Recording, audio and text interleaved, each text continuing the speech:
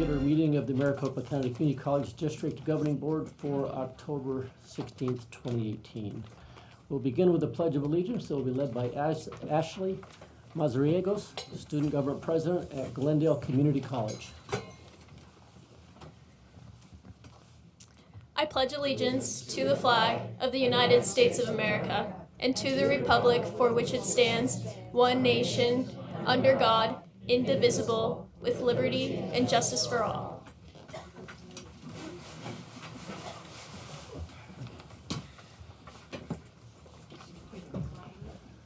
Okay, substitutions. We have no substitutions today. I'd like to recognize Dr. Narini, which will be our newest board member. I think he's already been declared, I believe, the winner. Is that correct? Welcome. Student life reports. Presenting on behalf of student government at Glendale Community College is Ashley Mazariegos, Alexander Gomez, Betsy Munoz, and Christopher Zapata.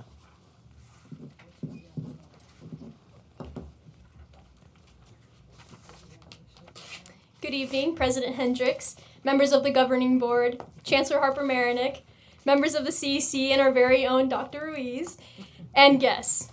We are the Associated Student Government of Glendale Community College. My name is Ashley Mazariegos, and I am this academic year's Student Body President.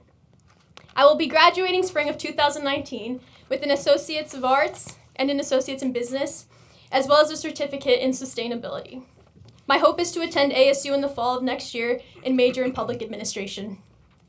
I would like to take this time to thank you for the opportunity of allowing us to share the work we have done and the work that lies ahead.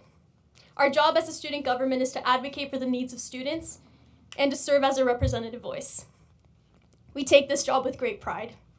And since our term, we have worked continuously to provide engaging opportunities that serve to foster the success of our students. With that, we would like to share our experiences and insight with you this evening. Hello, my name is Alexander Gomez, and I'm this academic year's Associate Student Government Vice President. I'll be graduating this spring 2019 with an Associates in Science, Associates in Arts, and a Communication Competency in a Workplace Certificate.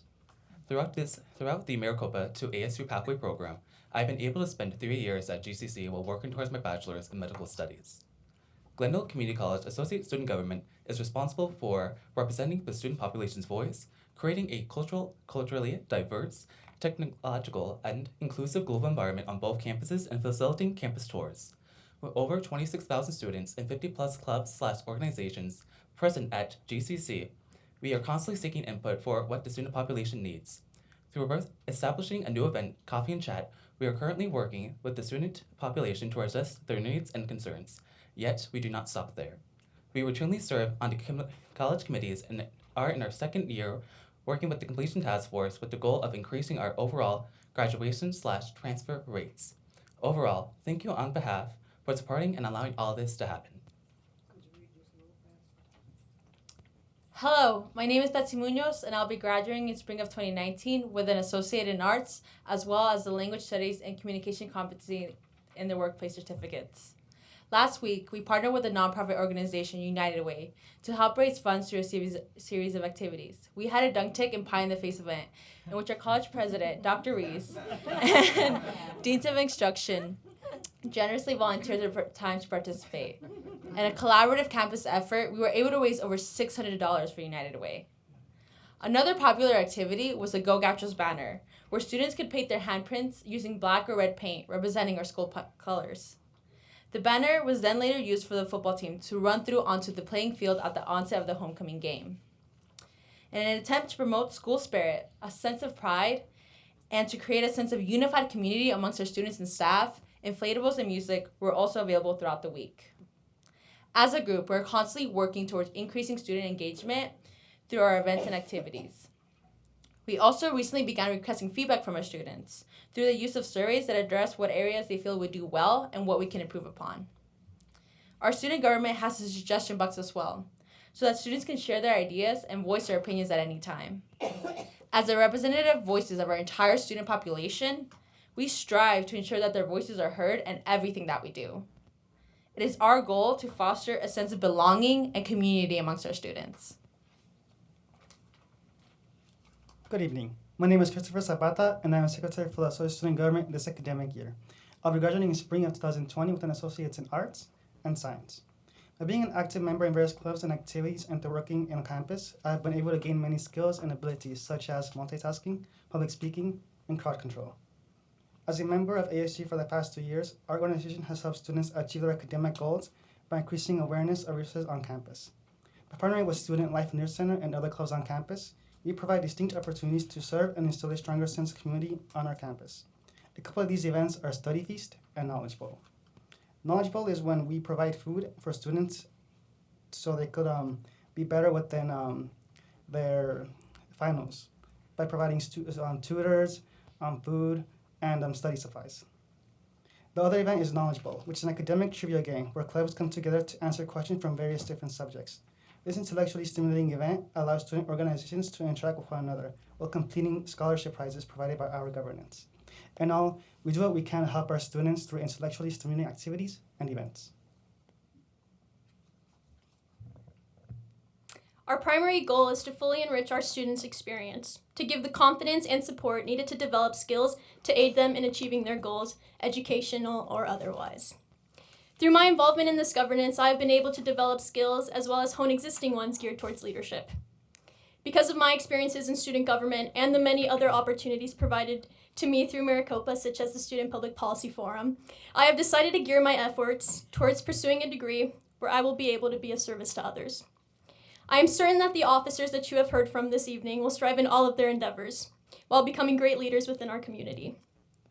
I would like to thank you all again for giving of your time to listen to our accomplishments this year and for the intended goals for the remainder of the academic year. We fully realize that none of it would be possible if it wasn't for the support of our administration and, of course, the support of all of you. Thank you.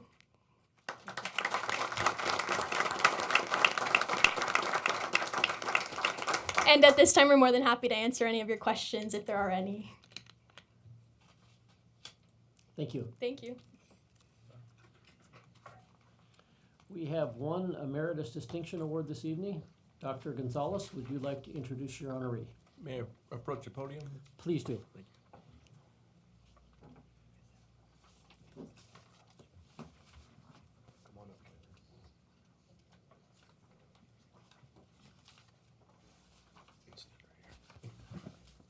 How we doing? Good? Good evening, President Hendricks, Governing Board members, Chancellor Harper-Marinick, CEC, Maricopa employees and guests. We thank you for this opportunity to recognize another distinguished faculty who has decided to retire on us and do some different things in life. And so I can tell you she looks much more relaxed than the last time that I saw her. I shared that with her, and she says, "You got to do this. It's called retirement." So let me tell you a little bit about Miss Eileen Borzy here. For over 24 years, Eileen has been a vital and engaged member of Gateway Community College's faculty. Even before she was a residential faculty member, Eileen was making contributions to Maricopa. She began working as an adjunct faculty member in the nursing division in 1986, while she was still employed as an ER nurse. As an adjunct faculty member, she developed the nursing continuing education program at Gateway, currently the largest of its kind in the state of Arizona. She wrote the curriculum for the 4 therapy class, one of over 30 courses she has authored by the time she retired in 2018. She is particularly proud of a continuing education program she developed for school nurses, coordinating both a summer program and online course offerings for this very busy student population. Eileen was also the co-chair and annual cardiac care conference in partnership with Banner Health. This conference will celebrate its 20th year, or has celebrated its 20th year this past May. Aside from these remarkable contributions to her field, Eileen was also committed to faculty service. She served as the Faculty Senate President from 2012 to 14. I owe much of my success early as a president to Eileen as the Faculty Senate President at that time. And boy, she really showed me how things worked around there. And so we became great friends pretty quick. In that role, she was a champion of our current PAR process for evaluating probationary faculty. She also served as a faculty professional growth representative, policy review committee chair, and from 2014 to 17, She was faculty representative to the Employee Benefits Advisory Council. Throughout her long and meaningful tenure as a faculty member, Eileen has made education her top priority. She built a thriving program, was instrumental in significant partnerships and collaborations with the community around us, and has been tirelessly committed to serving this district. In reflecting on her career, she observed that she liked working for the district, that she felt connected, particularly when she had the opportunity to do her part and to make a difference. Eileen has done just that. She has made a tremendous difference in our district. Congratulations, Eileen.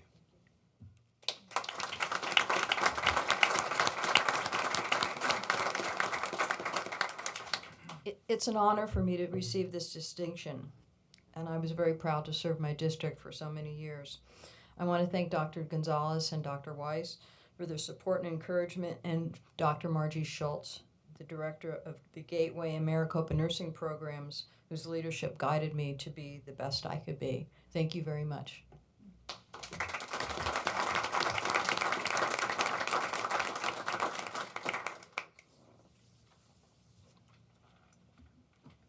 Thank you.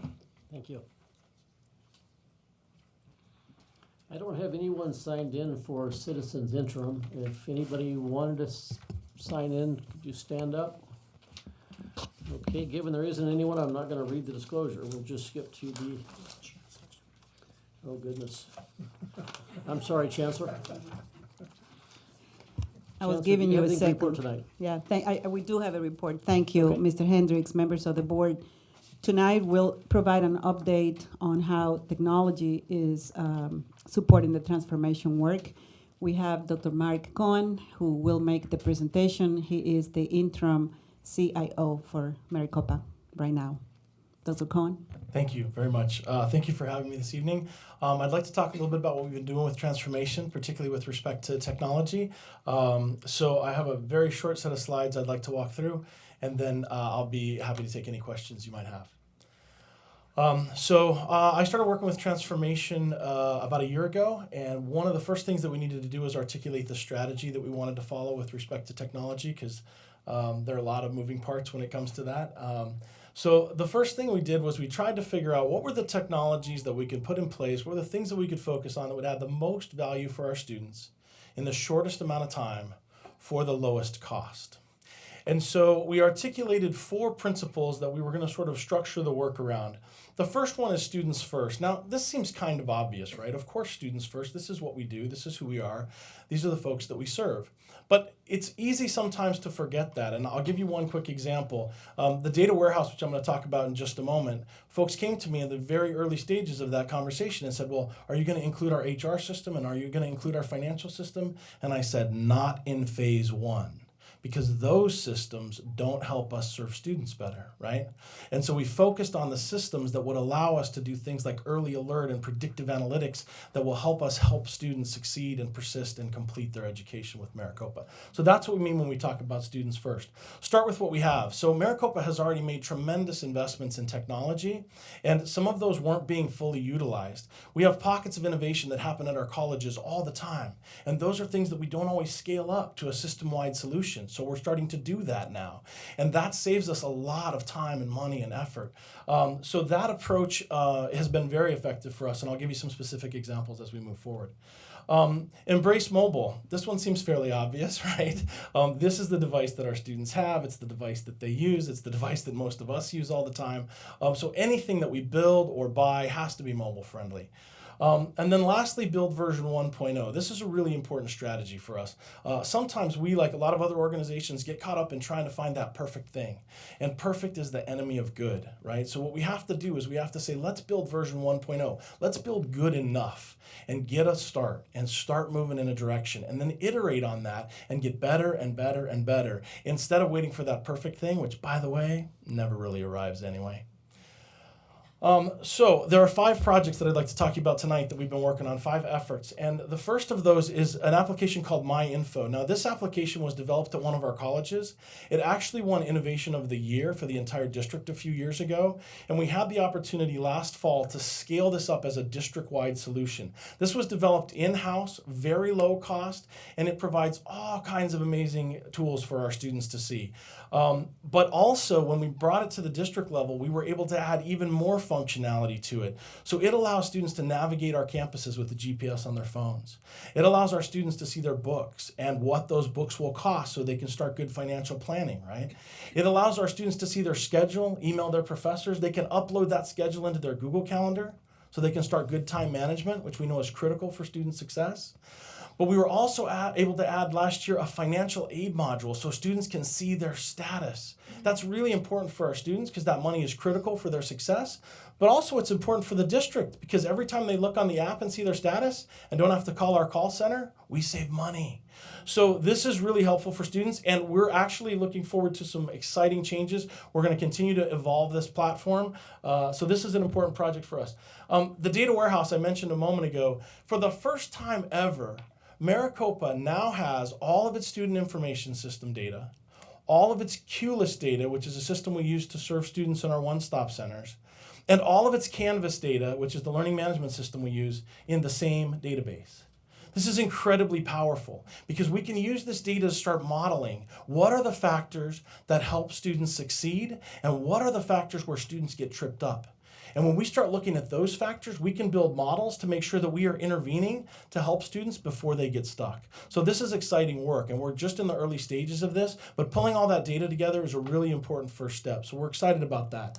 The next thing, web enhancements. So we've been working on a variety of projects around our web presence, but one of the ones that I want to talk to you about that we've completed recently is career exploration tools.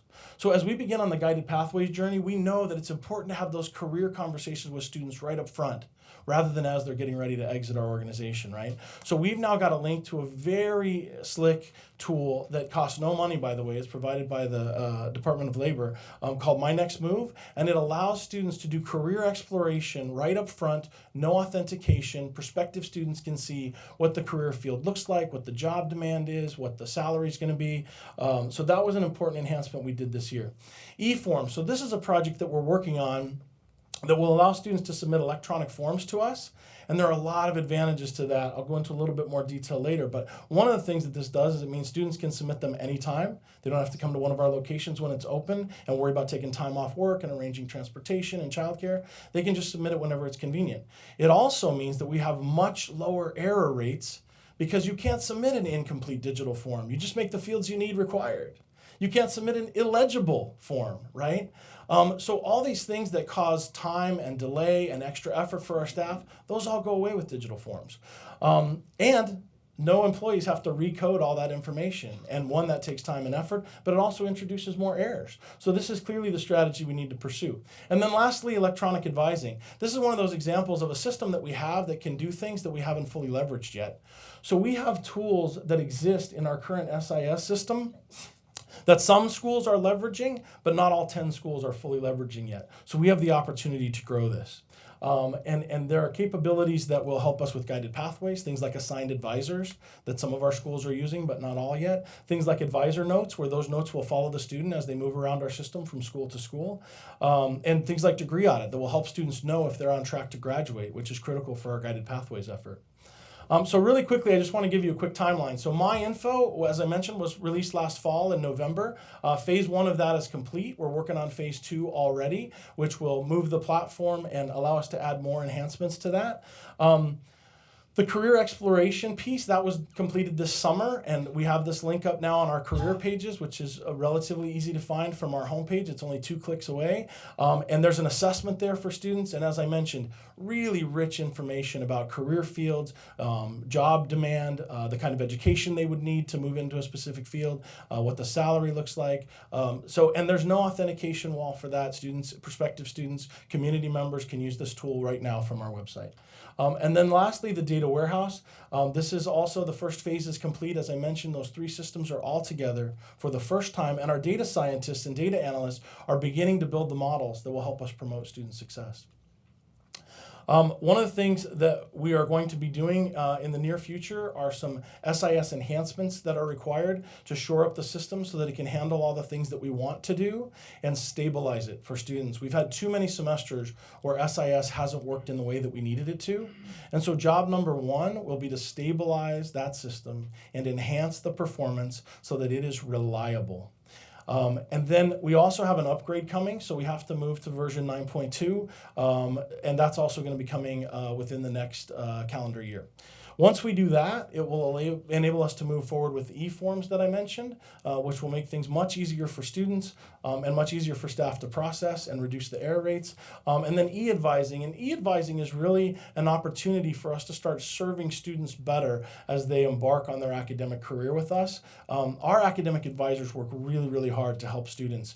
But there are better tools that we can put in their hands so that they can do even more. And as we move toward guided pathways, expanding this tool set is critical for us. But also having an SIS system that can support these things is critical for us. So we've got to do that work so that we can enable this work. But those are all things that will be happening in the coming year. All right, that's all I have for you this evening. Are there any questions? Yeah. Thank you first for stabilizing the system before any of this goes forward. I wanted to say a big shout out, GCC, you did a great job tonight, and thank you for especially how you incorporate so many things into the students studying for finals and everything. Thank you for what you do, and just keep doing it. You did a great job. Okay, a couple questions. You're stating that some of the schools are using this. When are all the schools going to be using this? Because this is a great platform.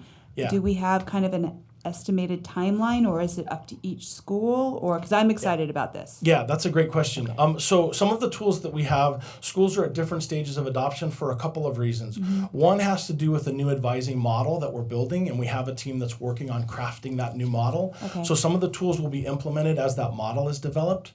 The second piece is we have to make sure that the system that we have underneath it, the SIS system, can handle the load.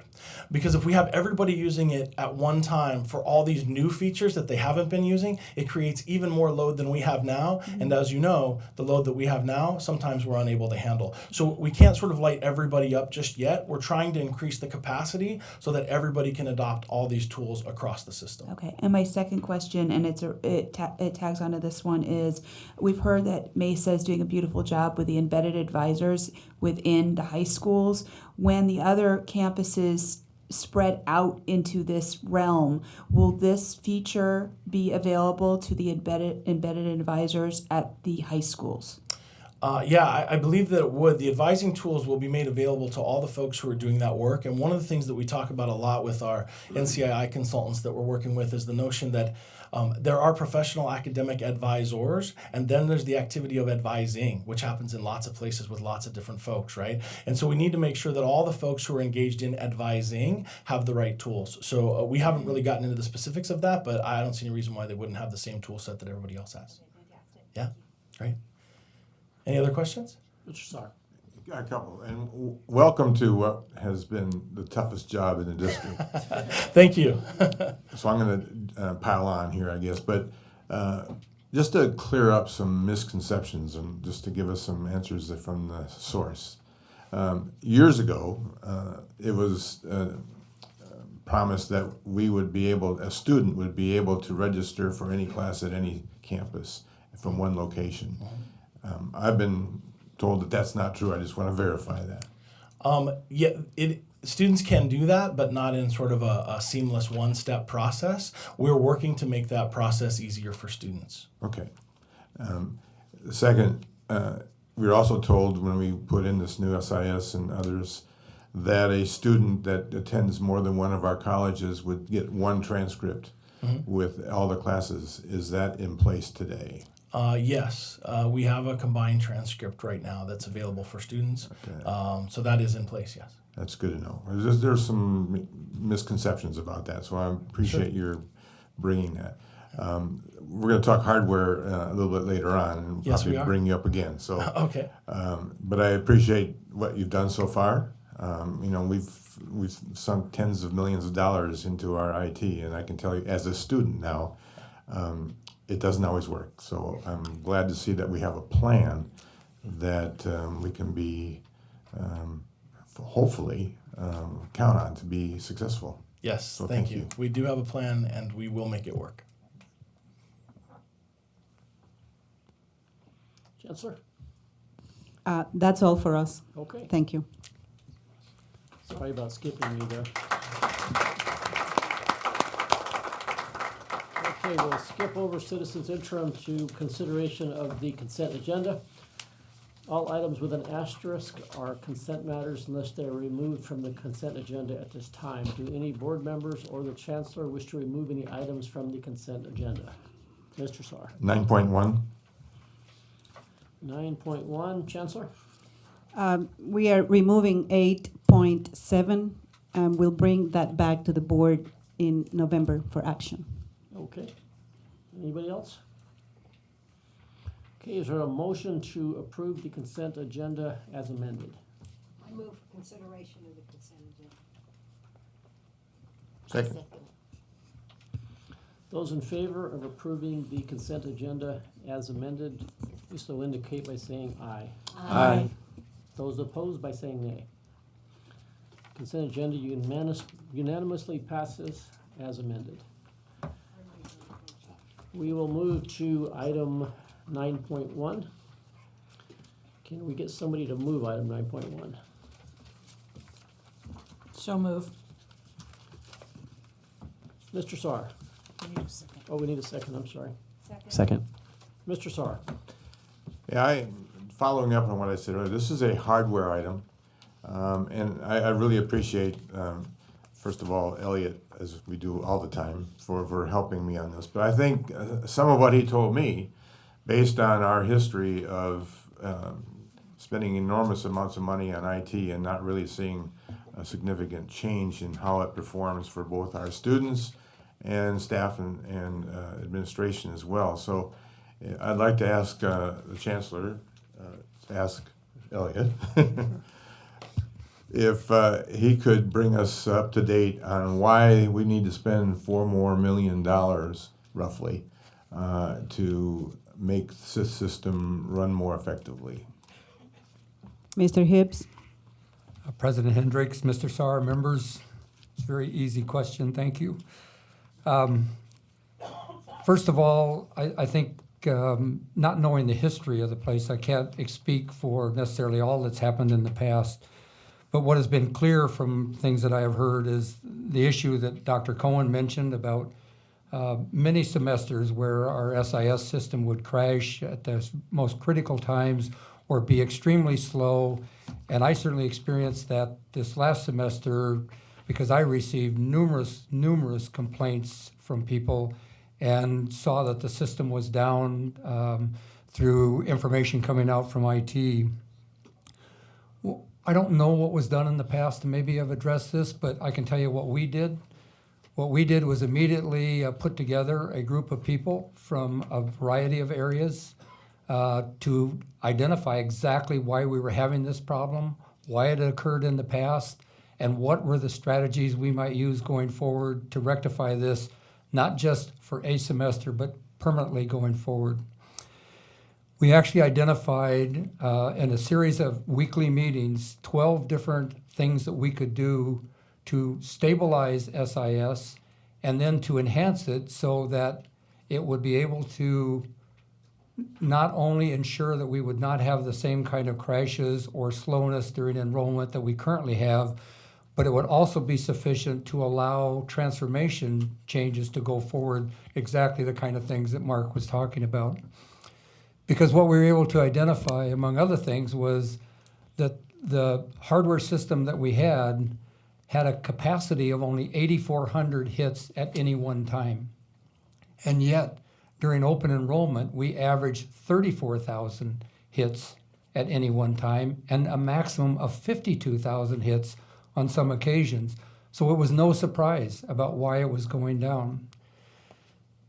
So what we did was we looked at, again, all the reasons why, and clearly one of the things is we just didn't have the capacity in our hardware to be able to handle this. And so that became one of the major solutions that we needed to look at. And so we've been working with Oracle to identify what it is we need to have for that capacity to be able to ensure that our system would operate.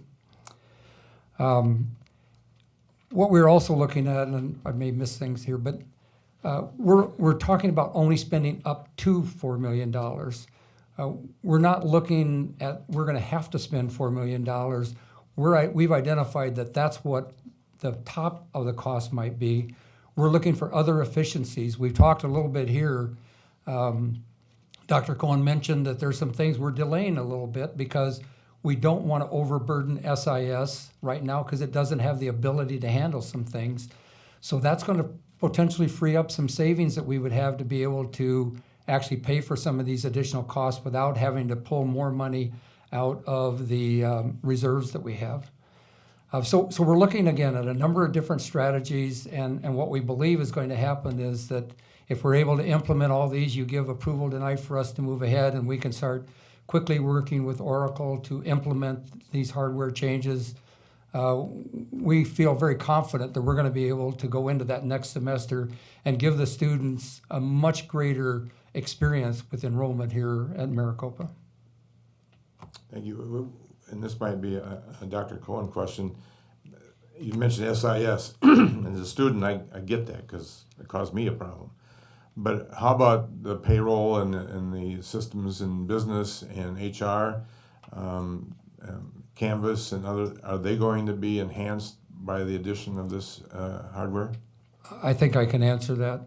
And I'm going to say no at this point. There are other things that we are doing on the payroll system, HCM.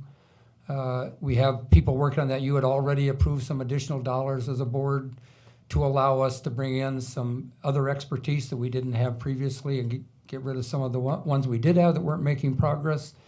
And so we have made some significant progress. I'll try to give a report to the board here in the next couple of weeks. Again, we meet every single week with our consultants. We go over, we have targets every week about fixing certain number of things. We do a sprint, if you're all familiar with that, which is we identify at the end of this next week, we are to have these things done. So we are constantly checking and monitoring how well we're doing. But in addition to that, knowing that that's a long-term, because there's a lot of redesign that I mentioned before in HCM, it's not going to be fixed quickly. So we've done a lot of we've done a lot of proactive things up front to identify the types of errors that have occurred so we can catch them early and fix them before they get into payroll. I can tell you, and I think the chancellor would say, she doesn't get anywhere near the emails that she used to get on payroll. I don't get as many as we used to get. We're not happy yet because we have not fixed all the things that need to be fixed. But this is entirely separate. There's certainly an integration between SIS and HCM that we are addressing, but that's not what this is all about. And I have to maybe ask Mark on one thing because my recollection, which not always is good, we are doing one thing of our 12 that had to do with taking some things with payroll or time reporting out of SIS. Am I thinking correctly? If I might. Yes, so part of the difficulty has been caused by the integration between the two systems, which Elliot was just talking about. And so part of the plan, the 12 projects that we have to sort of stabilize SIS for spring is to work on that very connection piece. And that's work that's going on right now to try and fix that because it is part of the difficulties we've had with the HCM system. And it will free up capacity in SIS that would otherwise have had to gone for this, yeah. Thank you so much. This is 8 years, and I've never been confident in anything that we've spent money on because we haven't seen the results. And today I feel much better. First of all, I worship this guy, so I feel that he can have just about anything he wants. But obviously we're going to hold you accountable, as you said you should be. So I'll support this, but I just think it's important for the public to know that we're not just throwing money into an empty hole, that there is a legitimate plan to make things run better with the money we're investing here. So thank you. My pleasure. Thank you. Any further comments or questions on item 9.1? Seeing none, we will vote on item 9.1 as moved. Those in favor, please indicate by saying aye. Aye. Those opposed by saying nay. Item 9.1 passes unanimously. On item 8.7, Chandler, you want that held until the next scheduled meeting, is that correct? Yes, Mr. Hendricks, we will bring it back for action in November. Thank you. Item 8.7 will be held. First read information items. Any questions or comments? Seeing none, monitoring reports, questions or comments? Mr. Champel, do you have anything to report? No report. No report. And my notes say Adjunct Faculty Association, no report. Mr. Bartning, do you have anything to report? No report. Mrs. McGrath? I attended the funeral of Al Flowers. He was a COO at Scottsdale for many, many years. I've known him for a long, long time through political association. He was a great guy, lived into his 90s, did a wonderful job for the district, and he will be well missed, and he had a wonderful large family there in attendance. It was a very, very nice service. Thank you, Mrs. McGrath. Mrs. Haber? I have nothing to report about myself. However, I believe everybody is probably aware of the death of Carolyn Warner. She was a former superintendent of public instruction, and she was the first woman to run for governor, and unfortunately she lost.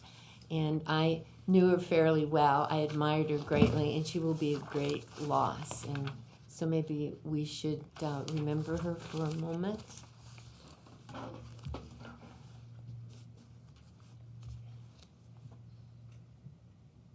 Thank you. Mr. Sarr? Just to add to that, she was also this past year's Hero of Education on behalf of our foundation, so we miss her greatly. Only thing, I'm going to be out of town next week to the ACCT annual Congress. I'm looking forward to a full week of spending time with other trustees across the country to learn what's going on out there and sharing some of the things, good things that we're doing here. Thank you. Mrs. Livingston? Happy Halloween and happy Thanksgiving. Dr. Thor? No report.